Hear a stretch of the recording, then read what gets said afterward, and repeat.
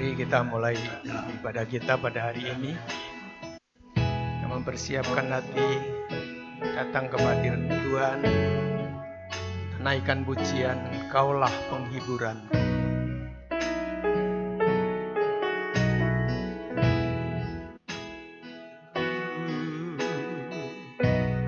Kaulah penghiburan,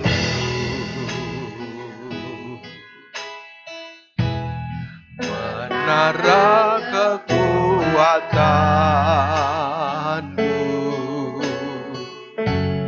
saat ku tak berdaya. Kau mengantarku dengan kasih-Mu,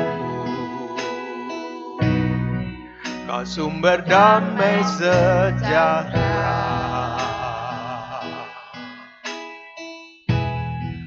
Hanyalah padamu harapanku, Kau membelai priaku. Kaulah penghiburanku, sekalipun pencobaan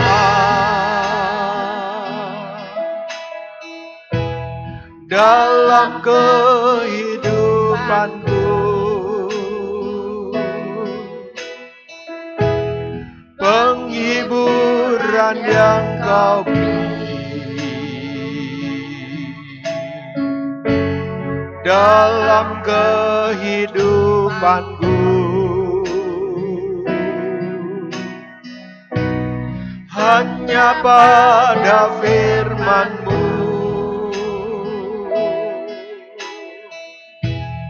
rahasia kekuatanku. Ku bersyukur padamu, sebab Kaulah penghiburku.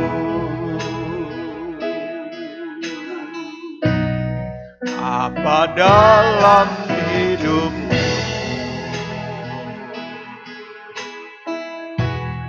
bagai terhimpit tak berdaya, seakan masa depan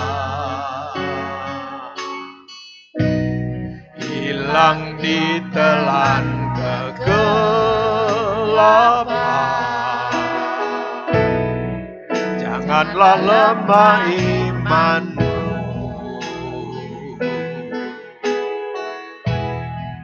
jangan hilang semangat harapanmu.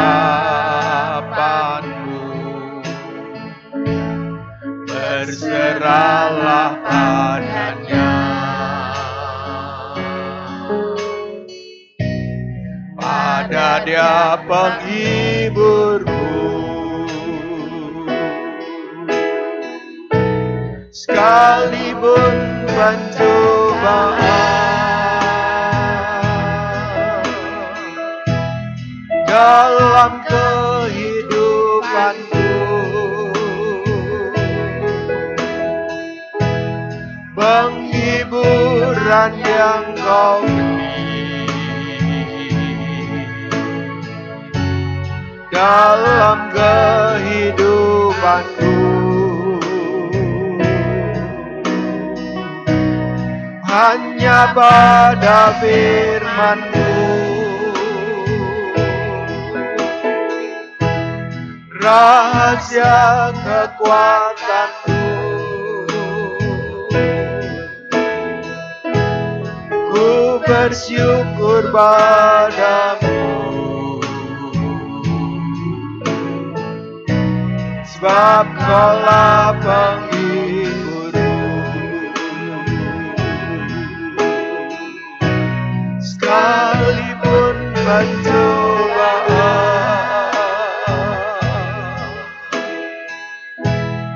dalam kehidupanku,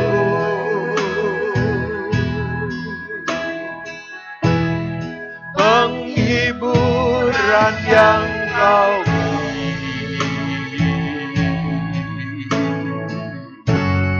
dalam kehidupanku.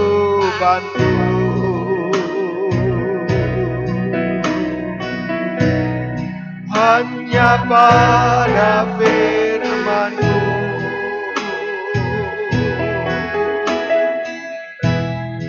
rahasia kekuatanku.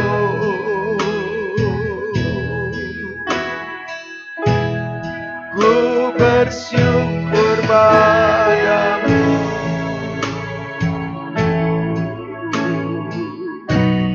sebab Kaulah penghiburku.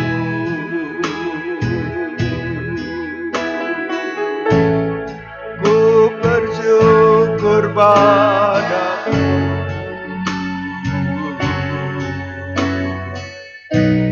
sebab Kaulah penghiburku. Haleluya. Syukur. Haleluya. Haleluya. Haleluya. Sembah Yesus penolongku. Haleluya.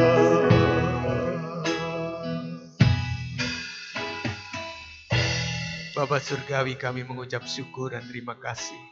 Kami bisa kembali berhimpun di dalam ibadah pada hari ini, meskipun kami tidak bertemu satu dengan yang lain, dan kami melakukannya di rumah kami masing-masing. Tetapi Roh Kudus mempersatukan kami melewati media online ini, sehingga kami bisa bersama-sama memuji Tuhan, memuliakan Tuhan, menyembah Tuhan, penolongku, juru selamatku, penghibur di masa yang sukar. Engkau akan memberi keteguhan, kekuatan kepada kami semuanya, dan Engkau menjamah kami sehingga hari ini kami mendapatkan berkat dari Tuhan melewati kebenaran firman-Mu, karena hanya kebenaran firman-Mu yang menjadi rahasia kekuatanku. Tuhan, kami mau membuka hati, kami membuka, mendengar, menerima dan menyimpan firman-Mu di dalam hati dan hidup kami, supaya kekerjaan kuasa Roh Kudus boleh terus menghidupkan firman itu, dan kami makin diteguhkan terus sampai hari Maranatha. Tuhan, pimpin ibadah kami ini dari awal sampai akhirnya. Kami mohon kekuatan, urapan dari kuasa Roh Tuhan, menghancurkan segala pekerjaan kuasa iblis yang memberi kebimbangan untuk kami, dipertetapkan hati kami untuk menerima sepenuhnya akan segenap firman-Mu yang hidup. Terima kasih Tuhan, kami serahkan ibadah ini dari awal akhirnya hanya di dalam nama Tuhan kami Yesus Kristus kekasih kami. Mari kita semua yang percaya katakan amin. Mari kita persiapkan hati kita untuk membuka firman Tuhan yang tertulis di dalam Kisah Rasul pasal 1. Kita akan membaca ayat yang ke-9 sampai ayat yang ke-11. Kisah Rasul pasal 1 ayat 9 sampai 11, demikian firman Tuhan. Sesudah ia mengatakan demikian, terangkatlah ia disaksikan oleh mereka, dan awan menutupnya dari pandangan mereka. Ketika mereka sedang menatap ke langit waktu ia naik itu, tiba-tiba berdirilah dua orang yang berpakaian putih dekat mereka dan berkata kepada mereka, "Hai orang-orang Galilea, mengapakah kamu berdiri melihat ke langit?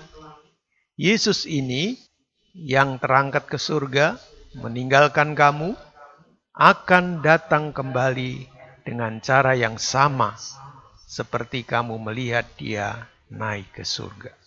Saudara, dari ayat pembacaan ini kita kembali ditegaskan oleh firman Tuhan, ya, bahwa apa yang kita peringati pada hari Jumat yang lalu, yaitu tentang kenaikan Tuhan Yesus Kristus. Ya, dia terangkat ke surga, meninggalkan kamu. Jadi Yesus terangkat ke surga.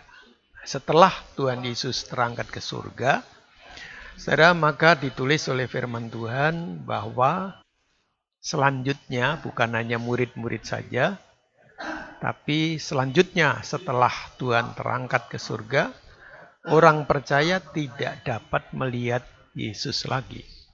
Sudah nggak bisa lihat karena Tuhan naik ke surga dan kita tahu bahwa dia duduk di sebelah kanan Allah Bapa di surga. Tapi malaikat tadi memberitakan,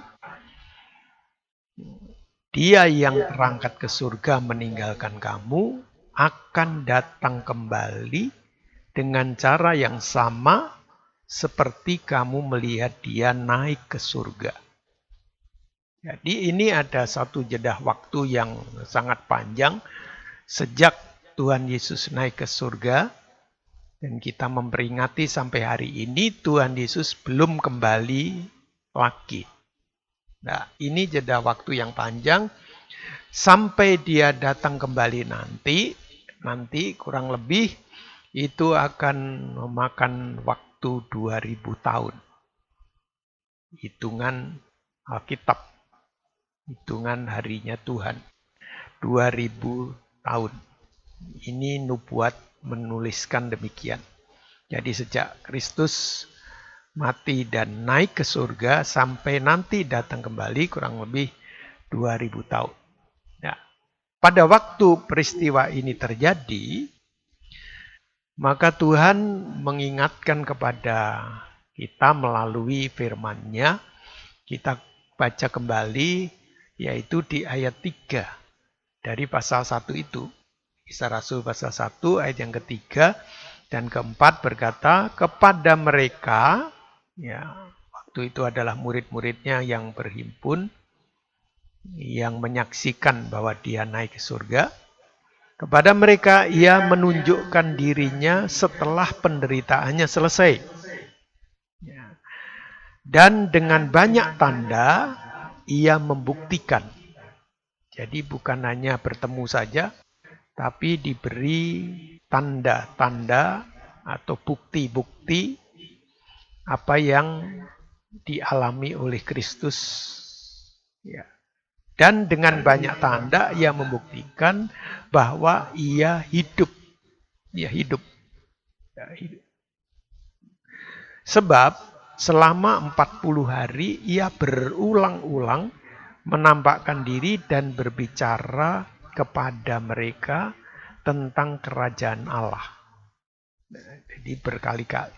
Pada suatu hari ketika ia makan bersama-sama dengan mereka, ia melarang mereka meninggalkan Yerusalem dan menyuruh mereka tinggal di situ menantikan janji Bapa yang demikian katanya, telah kamu dengar daripadaku, sebab Yohanes membaptis dengan air, tetapi tidak lama lagi kamu akan dibaptis dengan Roh Kudus.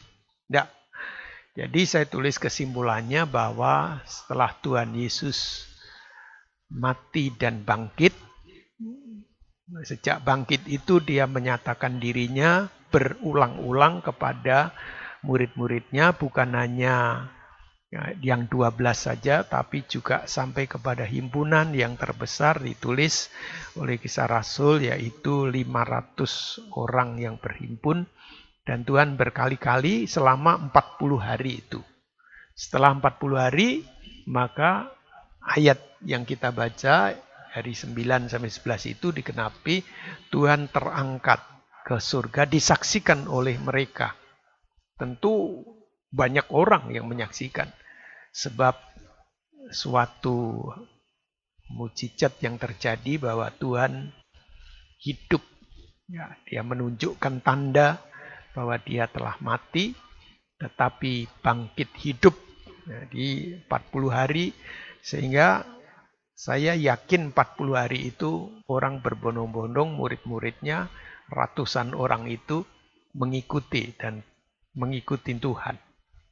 Sehingga dia bisa menyaksikan bagaimana Tuhan Yesus terangkat ke surga. Nah, Belum terangkat itu pesannya tadi itu di ayat yang keempat. Bahwa jangan meninggalkan Yerusalem sampai engkau menerima janji Bapa, yaitu baptisan Roh Kudus. Baptis Roh Kudus. Dan mulai dari terangkat itu 40 hari, ternyata nunggunya sampai 10 hari. Sehingga jumlahnya 50 hari, itulah hari pencurahan Roh Kudus. Turunnya Roh Kudus yang ditulis di pasal yang kedua itu. Nah, disebut hari Pentakosta, hari yang ke-50.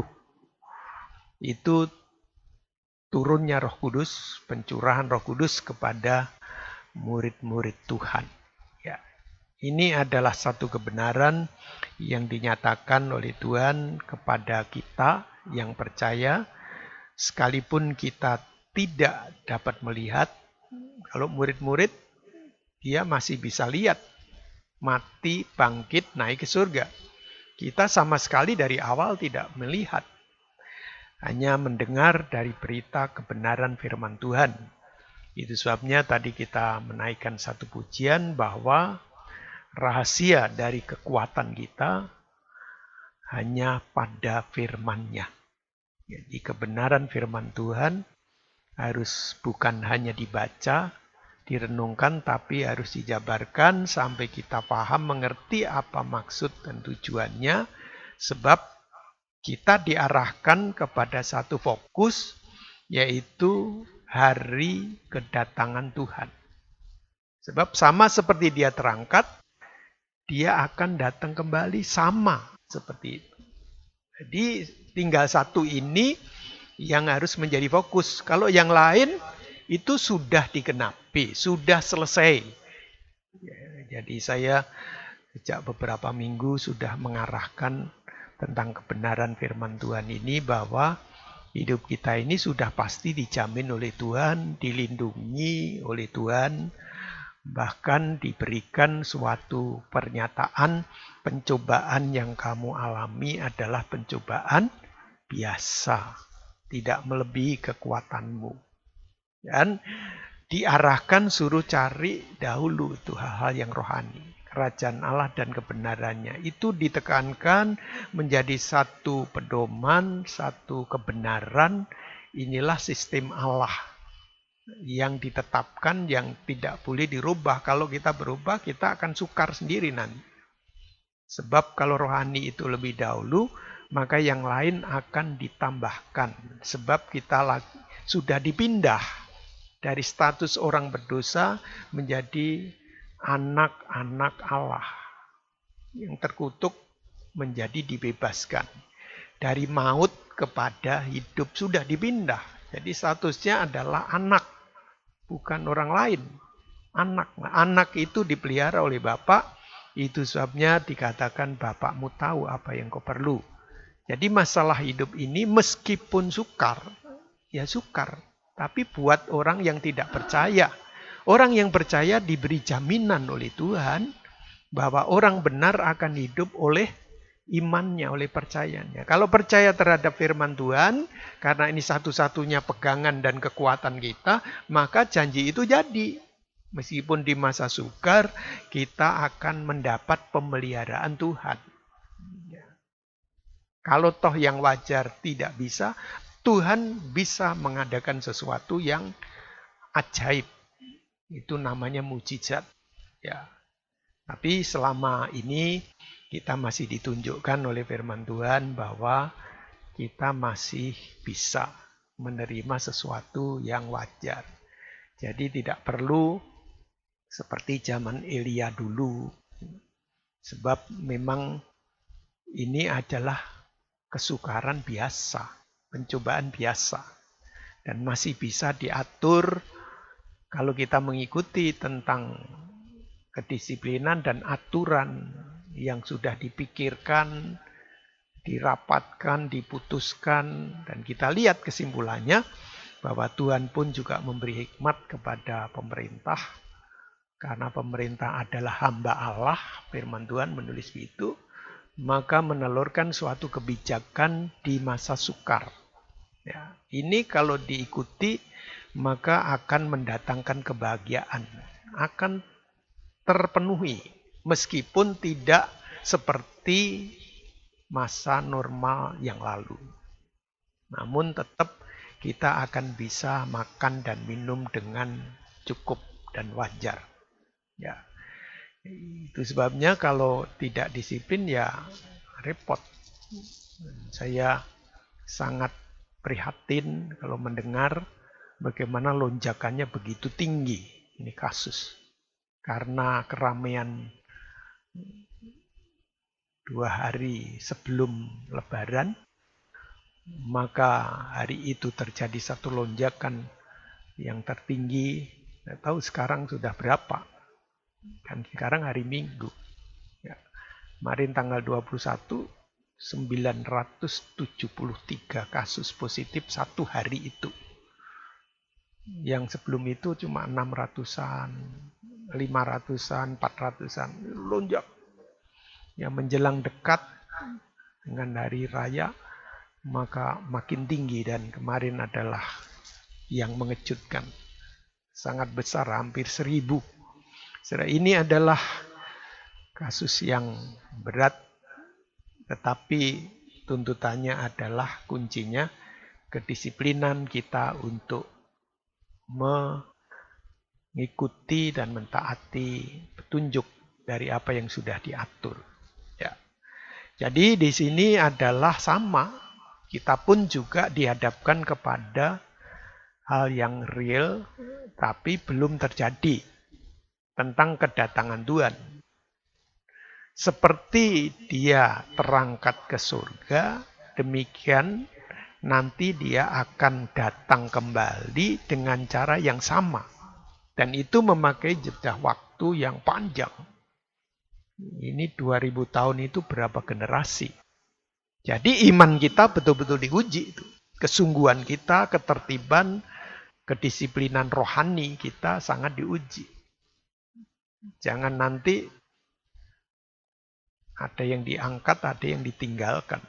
Itu tidak bisa diulangi kembali. Ini perenungan yang serius amat dalam mengenai keselamatan yang kita sudah peroleh. Ya, nanti kita akan lihat di bagian ini, sebab ada 2 pokok yang perlu direnungkan. Jadi saya tulis bahwa jadi sekarang yang menyertai orang percaya ya, sejak Tuhan Yesus naik ke surga itu adalah firman dan Roh Kudus. Ya itu memang tulisannya begitu, tidak bisa tidak. Ya kita akan berulang-ulang kembali ke poin ini, sebab inilah pribadi Tuhan. Tuhan tidak meninggalkan kita, tapi dalam wujud firman dan Roh Kudus. Jadi mengandung suatu ujian, menguji apakah kita bisa menerima itu firman dan bisa menerima pimpinan dari Roh Kudus. Bisa mentaati, bisa mendisiplin diri sesuai dengan gerakan roh.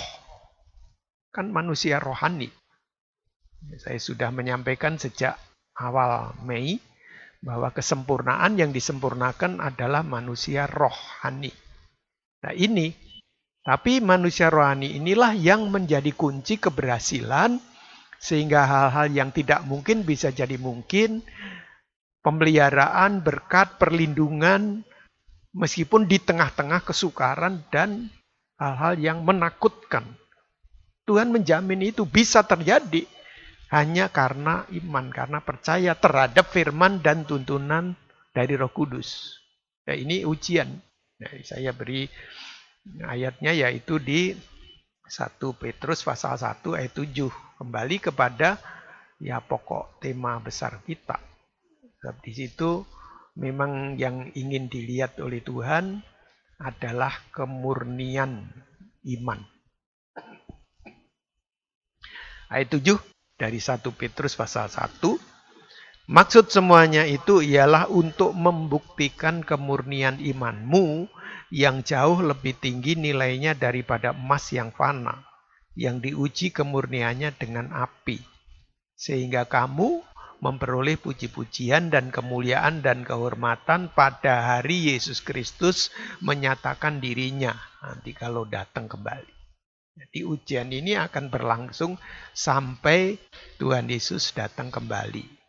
Jadi jangan pernah dibimbangkan atau dibelokkan dengan orang-orang yang mengatakan bisa melihat Tuhan dan lain sebagainya. Ya, memang ada, tapi hanya orang-orang yang luar biasa, orang-orang yang dikhususkan untuk itu. Tuhan perlu meneguhkan dan dia menampakkan diri kepada orang-orang khusus.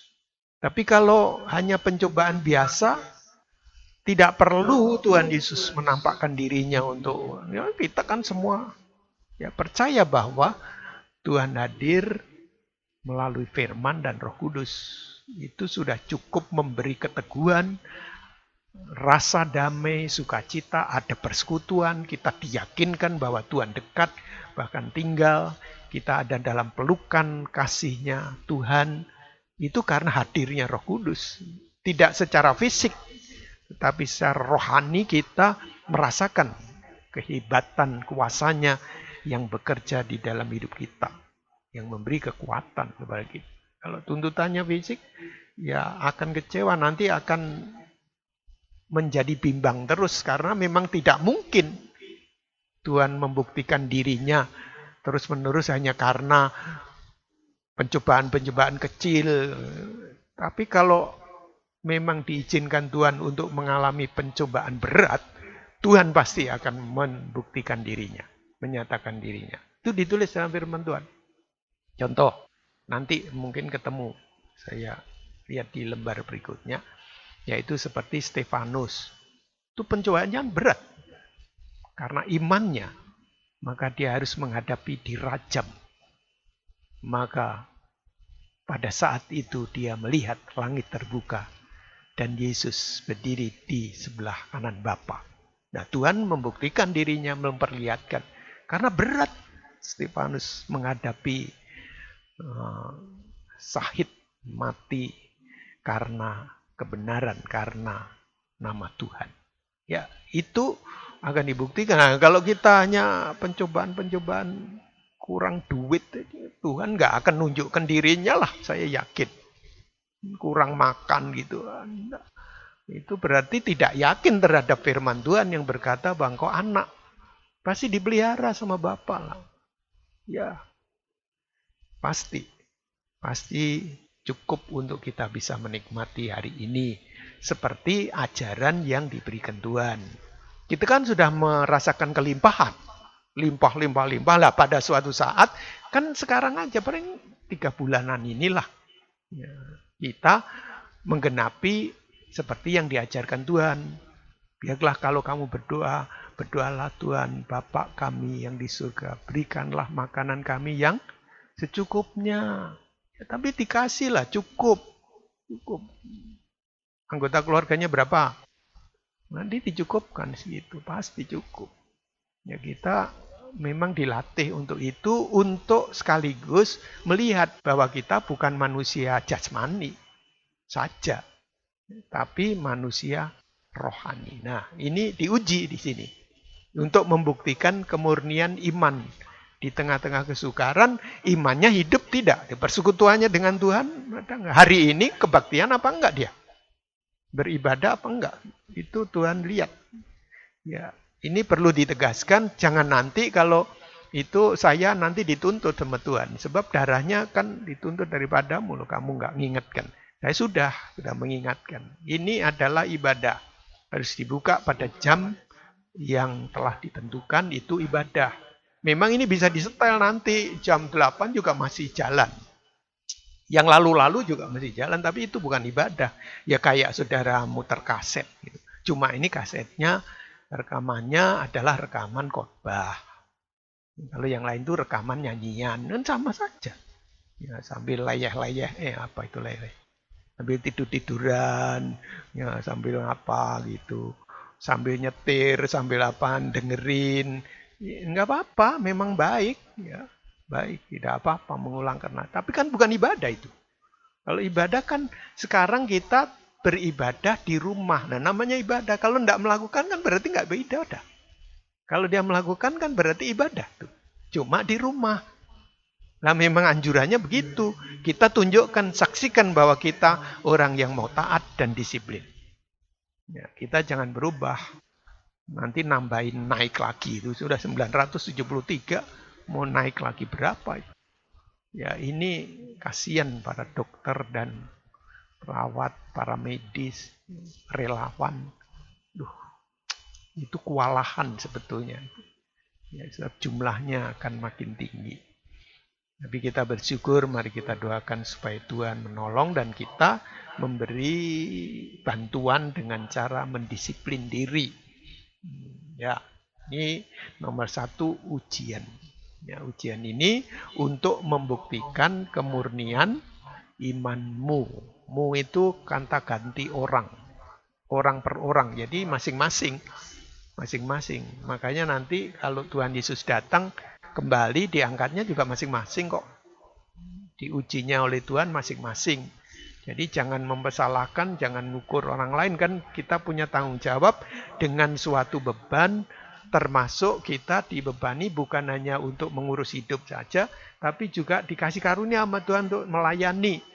Itu waktunya diatur, makanya tidak bisa sama-sama. Kalau ada waktunya sama-sama, ya kita bersama-sama. Tapi ada waktunya kita melakukannya sendiri-sendiri, ya sendiri-sendiri, tidak jadi masalah. Ya, itu tidak akan kehilangan berkatnya.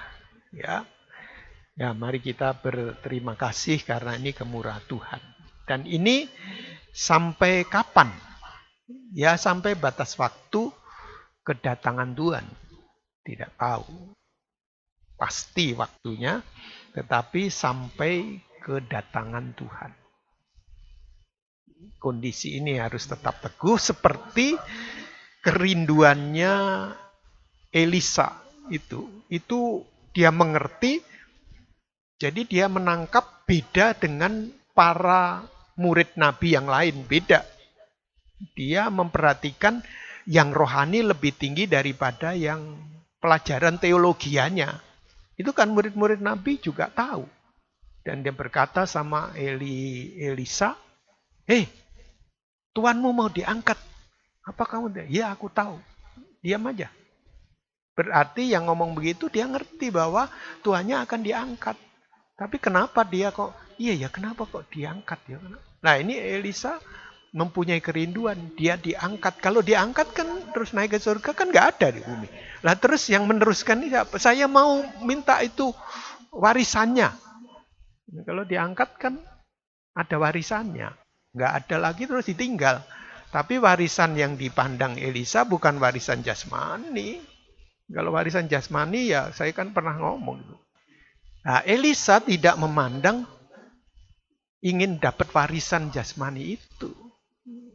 Tapi dia ingin mendapatkan 2 bagian dari roh.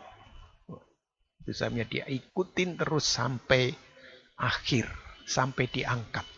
Nah, kita pun juga begitu. Sampai hari ini kita mengikut Tuhan sampai memperingati hari keangkatan yang kesekian. Tidak tahu saudara kenal Tuhan sudah memperingati hari kenaikan Tuhan sampai ke berapa kali. Ya, dan itu tiap tahun.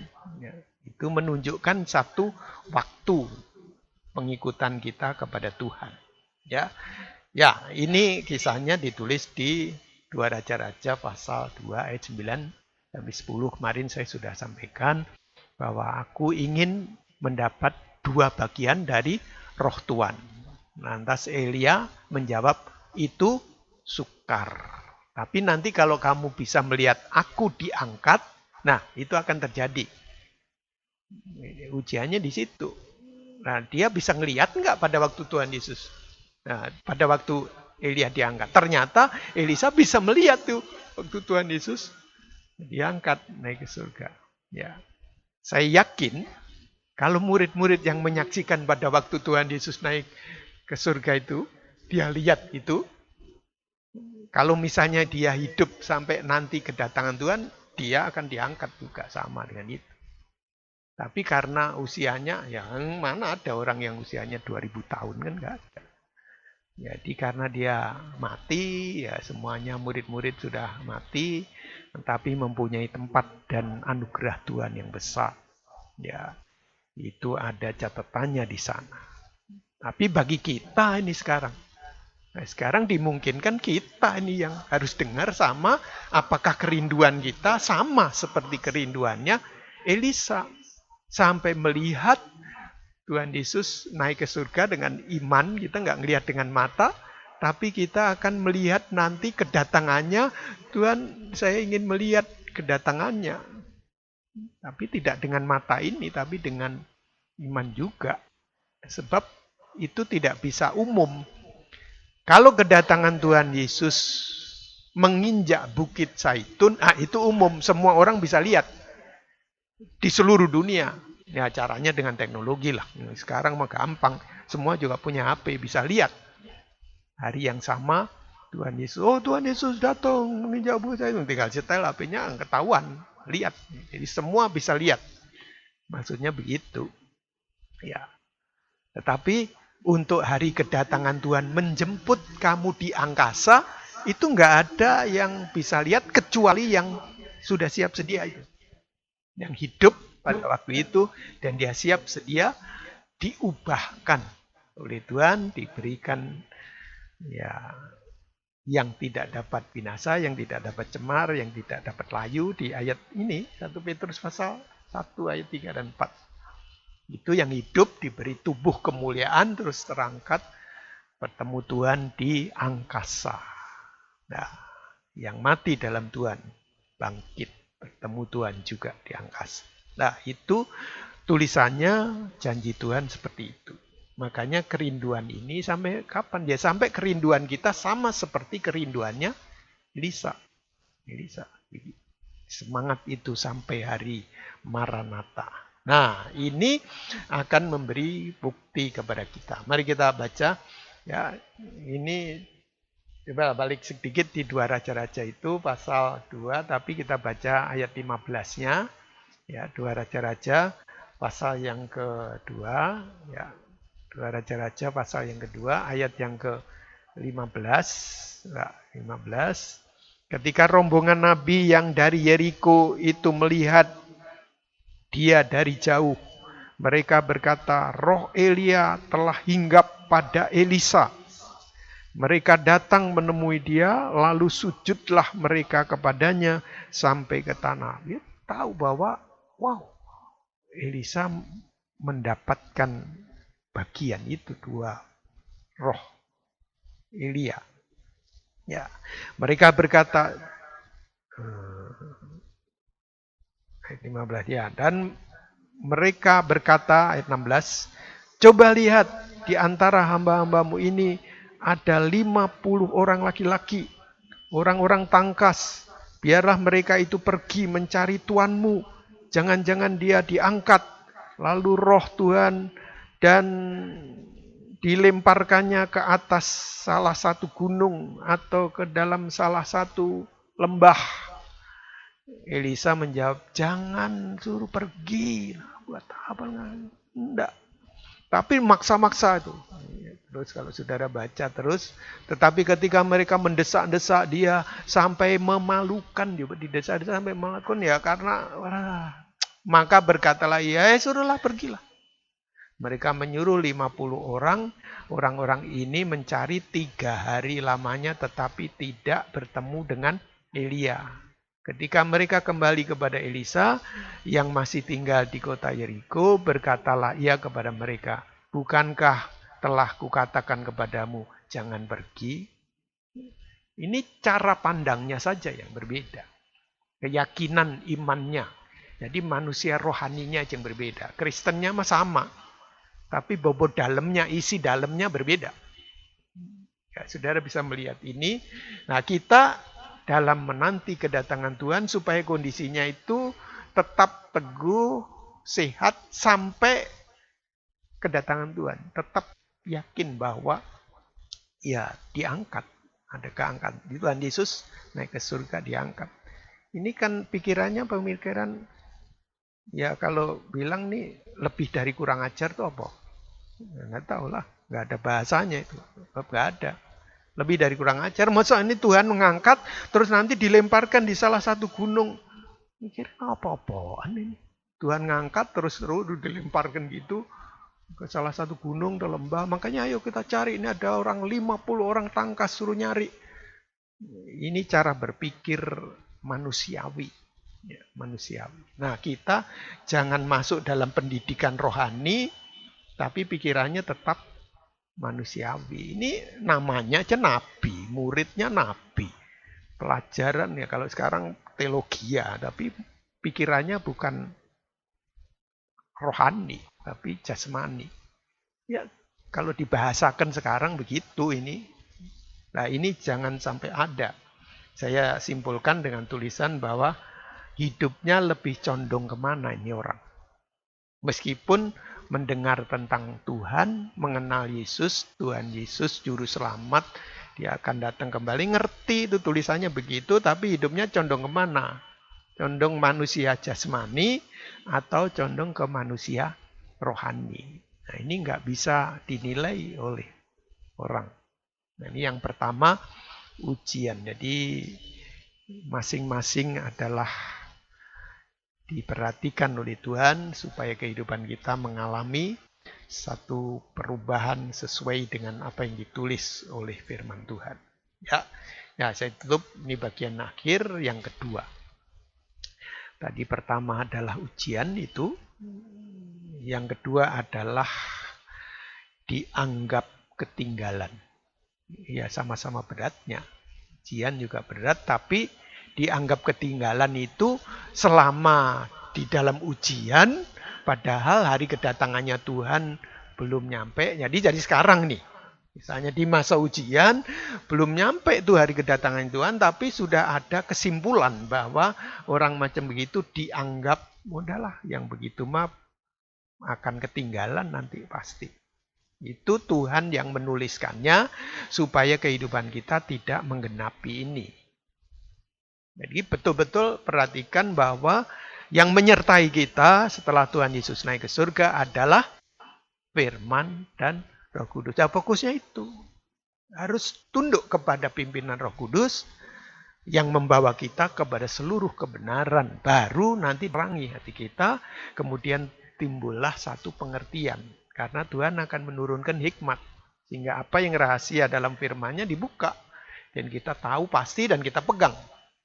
Dan itu yang kita usahakan. Seperti orang yang berlari-lari menuju tujuan. Bukan jasmani tapi rohaninya. Menuju panggilan surgawi di dalam Yesus Kristus. Yaitu panggilan untuk mempersiapkan diri untuk hari Maranatha, kedatangan Tuhan. Itulah yang disebut, marilah kita yang sempurna berpikir demikian. Dianggapnya arahnya yang benar itu sempurna sama Tuhan. Sebab itu manusia rohani. Itu yang dihitung. Jasmani ini nggak pernah dihitung lah. Tidak bisa mendapat kerajaan Allah. Darah dan daging tidak dapat mewarisi kerajaan Allah. Tidak bisa. Ini akan binasa. Akan hilang, akan hancur, dan akan lenyap.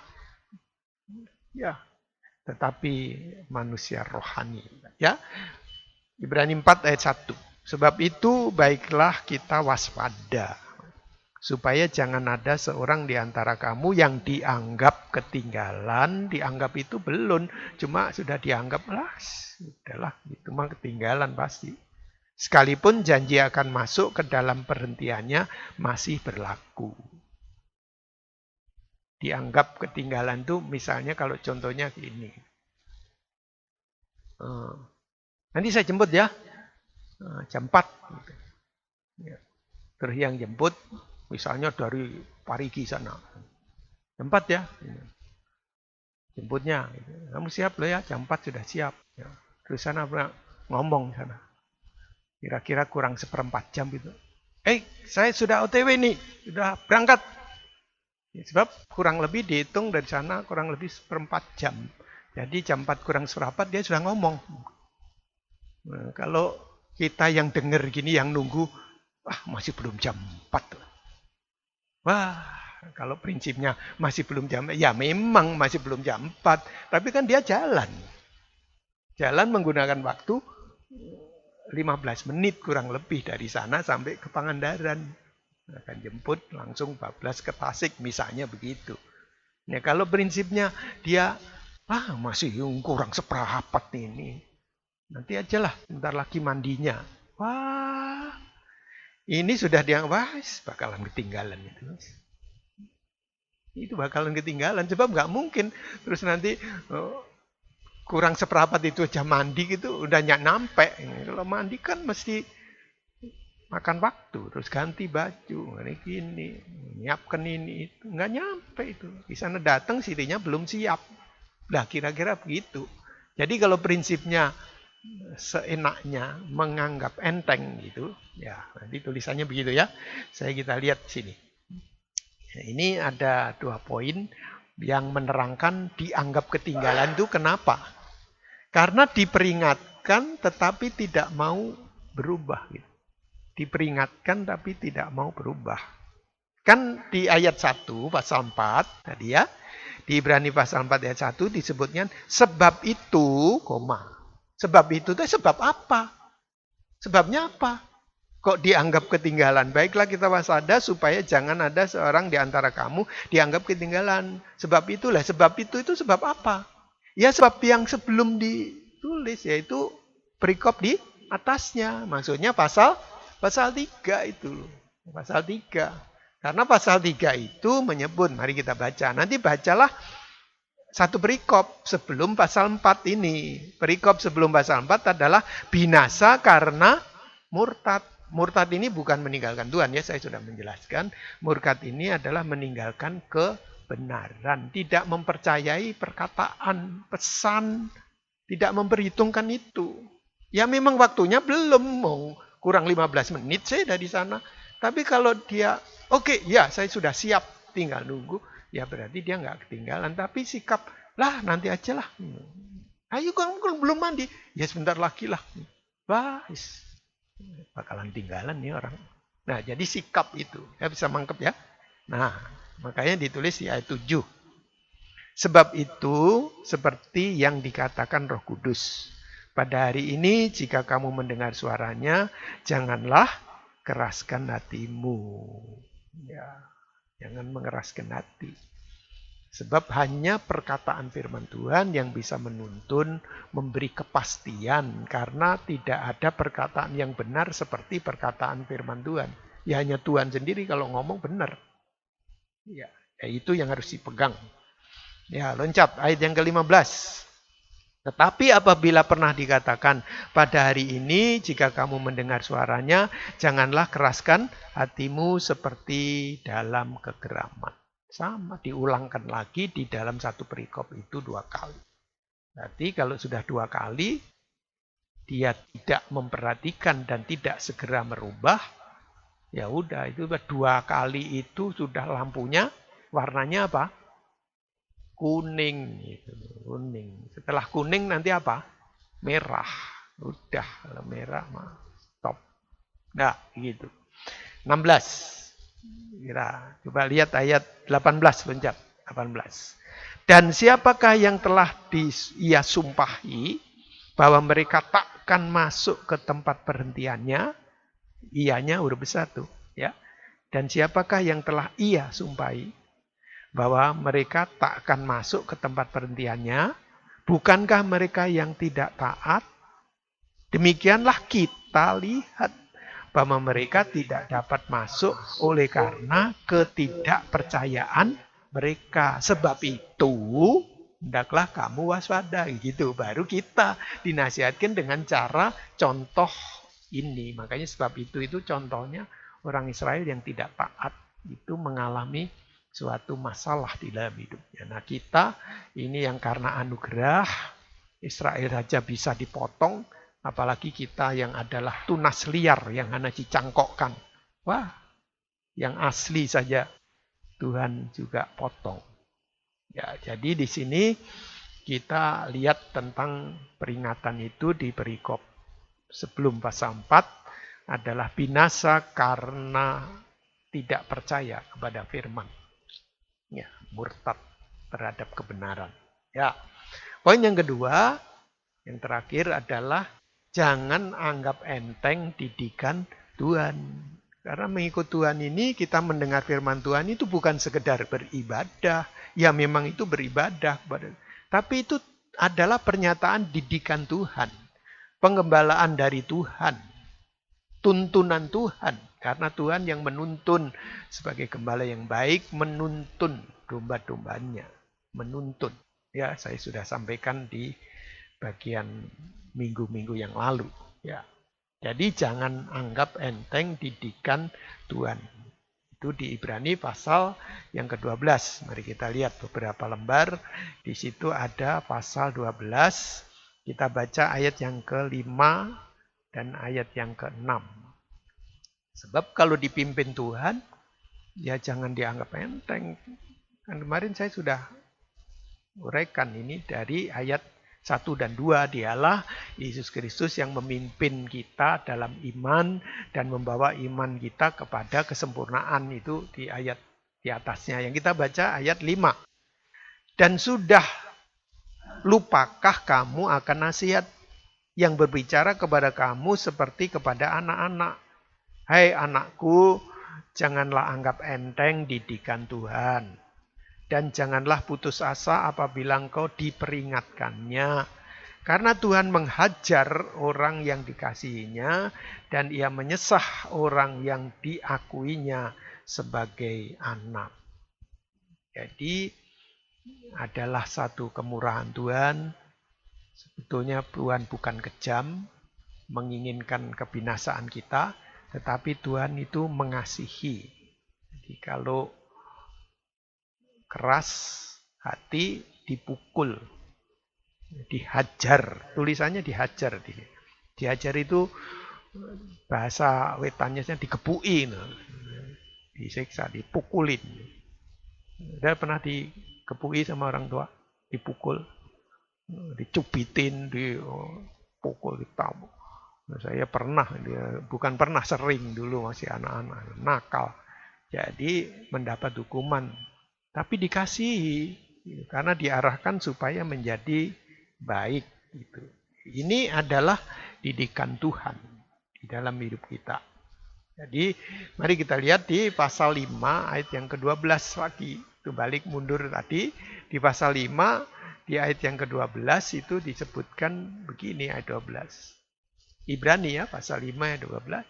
Sebab sekalipun kamu ditinjau dari sudut waktu, sudah seharusnya menjadi pengajar. Kamu masih perlu lagi diajarkan asas-asas pokok dari pernyataan Allah dan kamu masih memerlukan susu bukan makanan keras. Dipukul itu saking kebangetan, kamu udah gede, gue itu dipukul.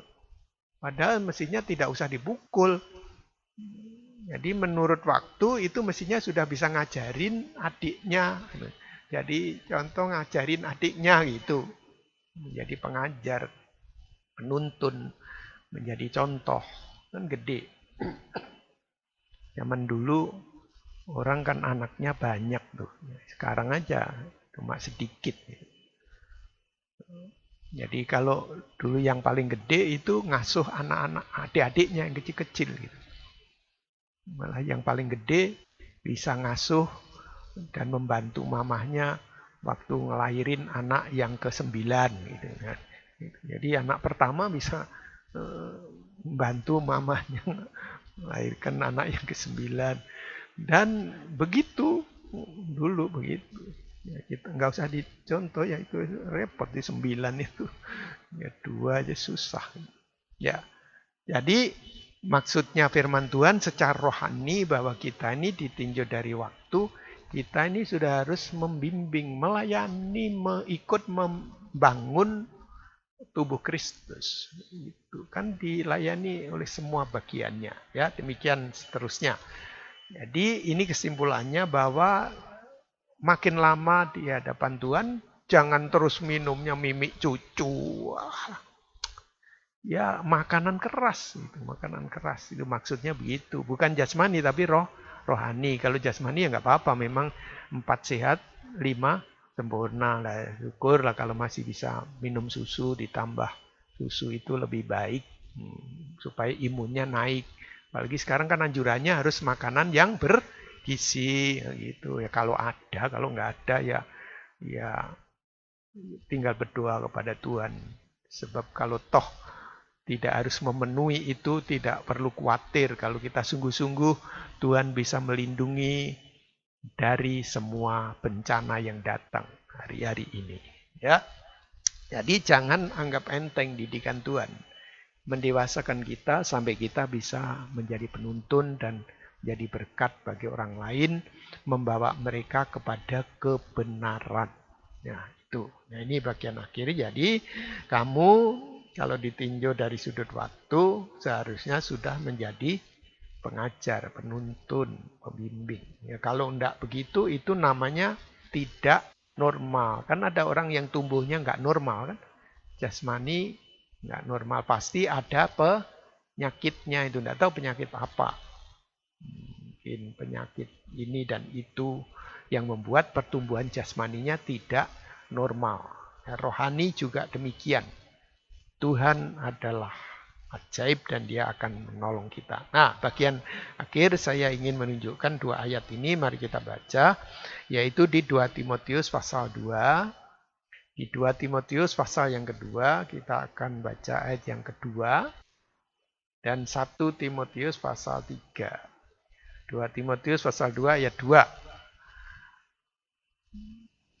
Apa yang telah engkau dengar daripadaku di depan banyak saksi, percayakanlah itu kepada orang-orang yang dapat dipercayai, yang juga cakap mengajar orang lain. Ini ada ciri seperti itu. Jadi kalau kita bisa nangkep, bisa menerima kebenaran, itu berarti kita sudah dewasa di dalam Tuhan. Nah, dipercayai oleh Tuhan, dibuka oleh Tuhan pengertian, tujuannya supaya kita bisa mengajarkan kepada orang yang lain yang belum syarat itu. Supaya semuanya menuju kepada kedewasaan Kristus. Gitu. Itu tugas kita. Jadi bukan terus hidup untuk dirinya sendiri. Ya, 1 Timotius pasal yang ketiga, ayat 1 sampai ayat yang kelima demikian. Benarlah perkataan ini. Orang yang menghendaki jabatan penilik jemaat menginginkan pekerjaan yang indah. Karena itu penilik jemaat haruslah seorang yang tak bercacat. Suami dari 1 istri. Dapat menahan diri. Bijak sana. Kalau di sana, kalau di sini bijak sini. Sopan. Suka memberi tumpangan, cakap mengajar orang, bukan peminum, maksudnya pemabuk itu, ya. Bukan pemarah, ya bisa marah tapi bukan pemarah, tukang marah. Ya marah sih bisa, tapi bukan tukang marah, melainkan peramah, pendamai, bukan hamba uang. Cari uang tapi bukan hambanya uang. Ya memang harus cari uang, kalau enggak siapa yang ngasih? Kita cari, tapi bukan hamba. Kita bukan hambanya. Seorang kepala keluarga yang baik, disegani dan dihormati oleh anak-anaknya. Jikalau seorang tidak tahu mengepalai keluarganya sendiri, bagaimanakah ia dapat mengurus jemaat Allah? Ya, jadi Tuhan menginginkan kita untuk menjadi berkat, dengan cakap mengajar orang lain dan dapat menjadi teladan, contoh, meskipun bukan contoh yang sempurna, tetapi orang bisa mengikuti karena dia pun juga dalam proses pertumbuhan ke arah itu. Jadi satu arak-arakan kebenaran menuju kepada satu sasaran yang sama gitu. Nanti kalau ada yang capek, ya, ayo gitulah. Bila mana perlu, ya sudah, yang muda-muda itu gendongan, gitu, gantian, gitu. Gendong satu dengan yang lain. Gambarannya seperti itu, supaya berjalan iring-iringan bersama-sama, dan senasib seperjuangan. Ya, kita sama-sama seperti bangsa Israel dulu waktu dipimpin oleh tiang awan dan tiang api. Tuhan ngerti tuh, kenapa mesti berhenti tiang awannya? Kenapa mesti tiang apinya berhenti? Kalau berhenti terus udah tahu gitu. Ada tandanya. Nanti kalau ingin mendalami di sana terangkan, ini cuma kasih tek berhenti. Wah, ini berhentinya lama. Jadi masang tenda terus berdiam di situ. Ya, Tuhan memberi konsumsinya juga. Dikasih roti tiap pagi, roti dari surga. Turun mana namanya. Nah, nanti kalau sudah bergerak gitu, bergerak tidak langsung jalan tuh bergerak, itu siap tuh tahu, wah siap, bongkarin lagi, siapin jalan lagi, pelan-pelan, tapi jalan, pelan jalan, karena memang isinya banyak. Tuhan tahu itu semua kemampuan kita, ada yang pelan, ada yang kuat, ada yang kurang kuat, ada yang biasa, tetapi Tuhan memperhatikan. Sehingga seluruh orang Israel tidak ada kisahnya, cari itu, ulangilah. Nanti kalau kita baca lagi. Nggak ada yang terus, wah ketinggalan terus, ya sudah biarin. Nggak ada, itu selalu bersama-sama. Yang kuat dia ya sabar, karena wow gitu aja lari ya tuh mbah. Nggak bisa, wong si mbah mana kan jalannya pelan. Jadi bersama-sama, saling menolong, saling memperhatikan. Itu terus ya sudah kalau keberatan sini aku yang bawa jualan dulu ya sebab itu panci dandang katel dibawa semua lah kalau enggak nanti masaknya bagaimana itu terus nuntun kebun nuntun sapi nuntun domba anak-anak ya, capek mah gendong sama Om Juwarno itu kuat kira-kira begitu saya membayangkan ya jadi sama-sama ya saya segini tak gendong jadi tidak ada siapa ini saudara, makanya dalam pembangunan tubuh Kristus poin kekuatannya adalah Philadelphia, kasih persaudaraan. Itu udah nggak ngitung, itu kayak keluarga aja wis gitu, sama-sama gitu. Jadi merasa bahwa ini satu, kita ini satu di dalam Tuhan. Jadi itu terusannya begitu loh. Jadi bukan yang kuat terus menyepelekan yang lemah, tetapi sudah ngerti bahwa perjalanan ini berat, itu sebabnya jangan menghina yang lemah, tapi dicari penyelesaiannya. Kenapa kamu lemah? Kalau salahmu ya kamu berubah. Makanya jangan mengeraskan hati, ada didikan, ada ini kan diperinci tadi itu tuh, mendidik orang. Ya, jangan dimarah-marahin terus, tapi ya gimana caranya ini supaya dia bisa naik. Kenapa sih kamu kok nggak ngerjain PR? Wah gitu, wah. Kenapa nih dicari masalahnya? Ya, semuanya ada jalan keluarnya. Ya kurang lebih seperti itu. Kalau dikembangkan bahwa hidup kita saling menolong, saling menghargai. Philadelphia, kasih persaudaraan. Tanpa itu tidak bisa satu. Kita ini bukan orang asing tapi satu keluarga, ditulisnya satu keluarga Allah. Ini pandangan rohani. Akan nyampe itu. Nanti akan nyampe. Kalau dia keras hati ya sudah biar dia nanti diseleksi sama alam rohaninya. Ya Tuhan yang menentukan, sudah kalau begitu mah dianggap ketinggalan. Ya udahlah. Kita sudah berkorban, sudah begini nggak mau ya sudah nih yang mau. Ya memang ada yang begitu. Wong ini ditulis ada yang begitu. Tapi jangan lemah karena ada yang begitu, masih ada yang lain yang perlu ditolong dan dihidupkan. Itu sebabnya kalau saudara mendengar kebenaran ini, mari kita perhatikan. Jangan yang disebut oleh nomor 2 ini adalah saudara. Tapi mari kita berubah, mengubah kebiasaan yang tidak baik pada waktu diperingatkan. Dan kita mau dididik oleh firman Tuhan, bahwa Tuhan ingin supaya kehidupan kita jangan sampai tertinggal. Ya, kiranya Tuhan Yesus memberkati kita sekalian dan firman Tuhan hari ini. Ya, kekuatan yang tumbuh dari kekuatan Roh Kudus atas kita semuanya.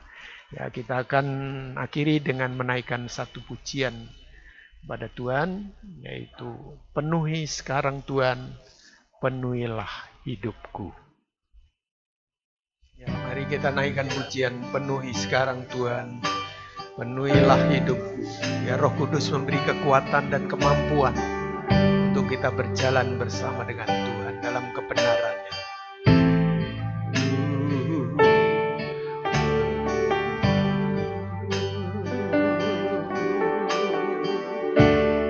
Penuhi sekarang Tuhan, penuhilah hidupku.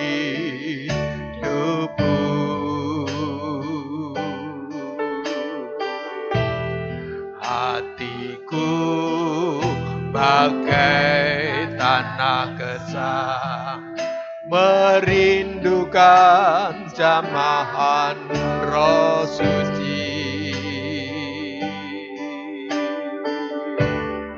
Hidupku bagai bejana, ku bawa ke sungai-Mu Tuhan.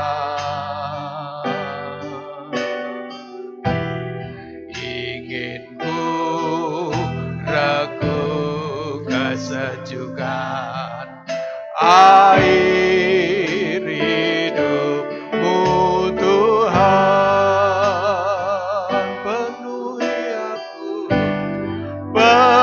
Penuhi aku sekarang, penuhilah hidupku.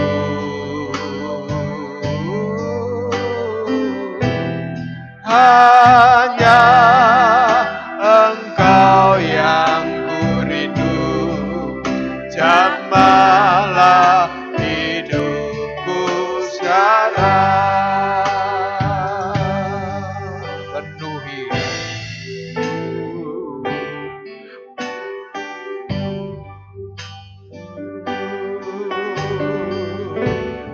Penuhi sekarang Tuhan, penuhilah hidupku.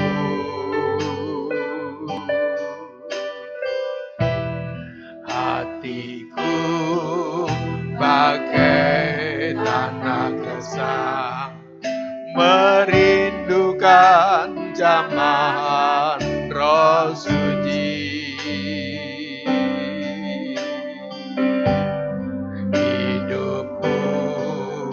Bagai bejana, ku bawa ke sungai-Mu Tuhan.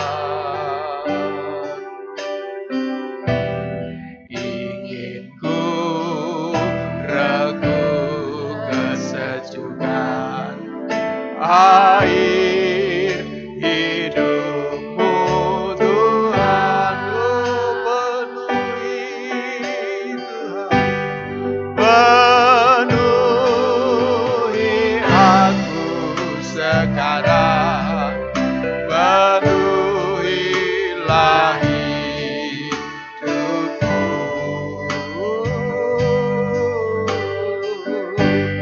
Hanya Engkau yang ku rindu, jamahlah hidupku sekarang. Penuhi aku sekarang, penuhilah hidupku.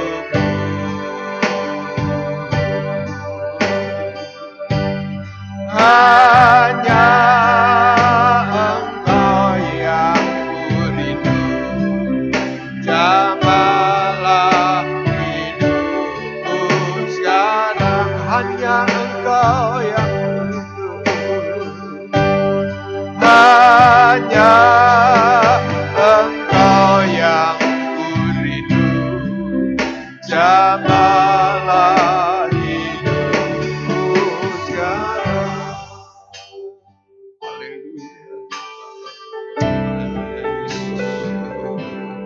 Haleluya Yesus. Terima kasih Tuhan. Haleluya Yesus.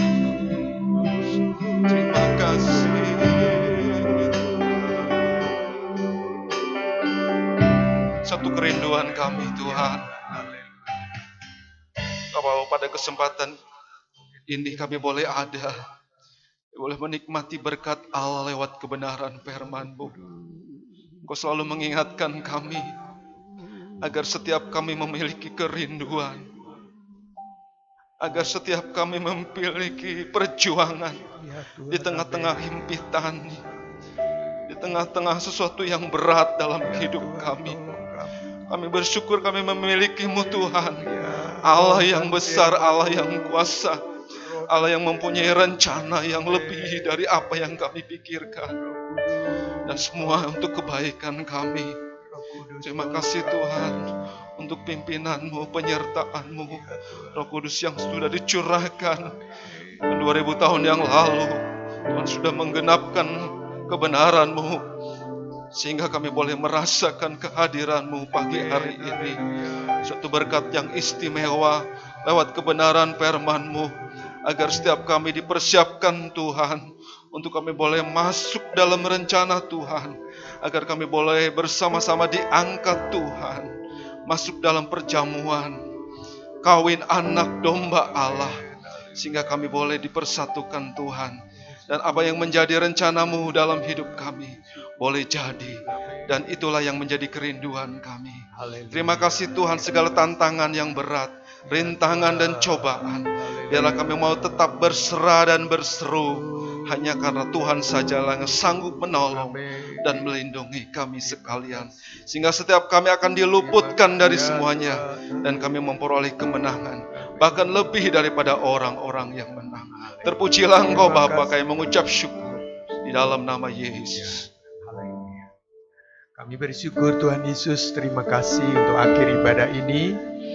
Kami mohon kemurahan Tuhan memberkati kami sekaliannya, baik kami yang ada di sini yang sedang dalam persekutuan mempersiapkan rekaman ini, maupun saudara-saudara kami yang ada di rumah masing-masing, yang sudah mendengar kebenaran firman Tuhan. Engkau melawat dengan kuasa Roh Kudus, memberikan kesegaran rohani, berikan tuntunan dan pegang hidup mereka Tuhan, supaya mereka diberkati oleh Tuhan dengan kekuatan baru, terus berjalan dengan penuh semangat dalam satu arak-arakan kemenangan, karena Roh Tuhan yang bekerja di atas kami semuanya membawa kepada satu arah yang benar, yaitu hari kedatangan Tuhan. Tuhan Yesus, kami ucap syukur pada saat ini Engkau memberkati kami semuanya, memberkati juga pemerintah kami, memberkati para dokter, para medis yang berjuang, yang bekerja, para relawan. Tuhan, Engkau lindungi dalam semua cerih lelah. Tuhan melindungi, memberkati supaya tidak tertular, yang sakit disembuhkan oleh Tuhan, dan kami semua dilindungi. Berikan Tuhan seluruh rakyat bangsa kami satu hati, sikap yang sadar dan mendisiplin diri untuk bisa memutus mata rantai penularan ini.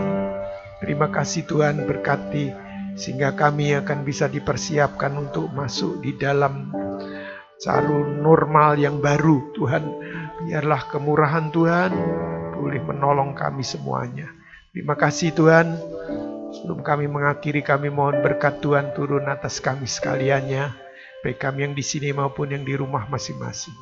Saudaraku yang kekasih, bukalah hatimu, terimalah limpah berkatnya dari Allah Bapa Surgawi, kasih kemurahan dari Tuhan Yesus Kristus, persekutuan dari kuasa Roh Kudus yang akan menuntun menerangi hidupmu mulai hari ini sampai Maranatha. Jadi dalam nama Tuhan Yesus Kristus kekasih kami panjatkan syukur dan doa ini. Mari kita semua yang percaya katakan amin. Tuhan Yesus memberkati.